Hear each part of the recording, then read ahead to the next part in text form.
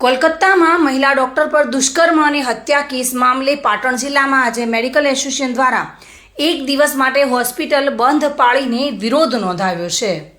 પાટણ જિલ્લાની ખાનગી હોસ્પિટલોમાં આજે હડતાલ જોવા મળી રહી છે। પાટણ, સિદ્ધપુર, રાધનપુર, હારીજ, ચાણસ્મા, સાંતલપુર સહિતની હોસ્પિટલમાં આજે હડતાલ રાખવામાં આવી છે। પાટણ જિલ્લામાં ખાનગી તમામ હોસ્પિટલોમાં માત્ર ઇમરજન્સી સારવાર જ ચાલુ રહેશે અને ઘટનાના વિરોધમાં 24 કલાક ઓપીડી બંધ રાખવાનો નિર્ણય લેવામાં આવ્યો છે। આજે સવારે 6 વાગ્યાથી તારીખ 18/8/2024 સવારે 6 વાગ્યા સુધી ઓપીડી બંધ રહેશે। મેડિકલ એસોસિએશન બપોરે પાટણ જિલ્લા કલેક્ટરને આવેદનપત્ર પણ આપશે અને દોષિતોને કડકથી કડક સજા થાય અને ન્યાય આપે તેવી માંગ કરવા માંગી રહ્યા છે। પ્રવીણ યોગી સાથે bureau report, today Gujarati news.